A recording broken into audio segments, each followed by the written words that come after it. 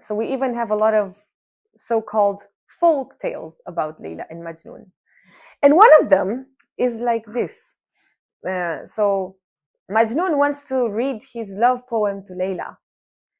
And he wants to tell her how much he's longing for her ruby lips and for her curls, these ever-flowing, cascading curls of the beloved. And he's longing to unveil her face. And by the way, the face in our literature is a symbol of the essence. It symbolizes the divine essence. And the curls symbolize the multiplicity of the divine attributes. So if you look at it symbolically, there is this representation of God as the woman beloved as well. And this is a particularity of Sufism. I haven't really encountered that symbolism in other traditions. This representation of God as the feminine, veiled beloved who's concealing her beauty under the veils and then revealing a glimmer of it, maybe a glimmer of her shining glance. Right, so back to my story. So Majnun wants to send this love letter to Layla, and he knows that Layla is somewhere across this desert, and he finds a man with a camel who wishes to cross the desert, and he says, would you please convey my message to Layla? Tell her that her lips are like fresh blossoms and her curls are like cascades, and tell her that her face is brighter than the full moon.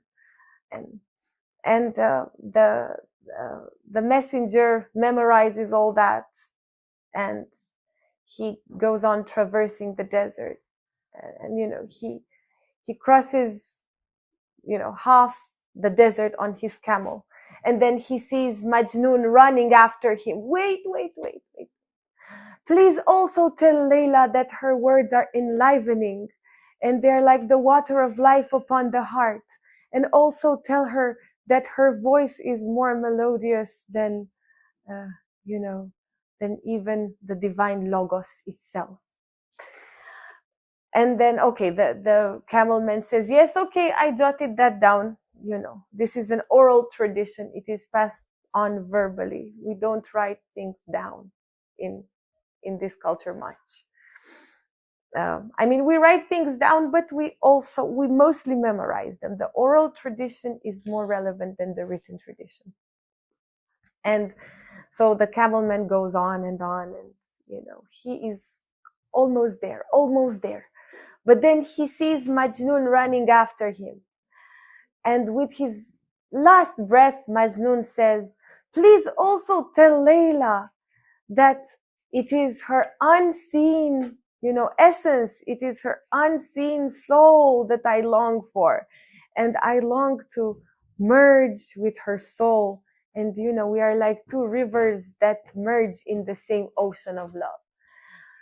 And then the camelman says, okay, now that you have come this far in your aspiration, in your sheer longing for Layla, now come with me and you can convey the message yourself. And this is what love does. Love makes us cross the desert, bear the heat, bear all the discomfort, curve the mountain, cross the 7 chambers, the 7 valleys, and eventually reach the abode of our beloved. And this being said, I'm going to end with something from Rumi. He so eloquently depicts this quality of love to take us there, to that ultimate destination, which is always the divine beloved, according to these mystical poets. And this is why we see so much growth and transformation and desire for knowledge and perfection in the characters of Nezami, who are longing to unite with their beloveds. And this love empowers them, and this love makes them more complete human beings in the end. So Rumi says, عاشقی گر زین سر و گر زان سر است، عاقبت ما را بدان سر رهبر است. Love, if it is from this side or that side, it will ultimately take us there. So what does Rumi mean?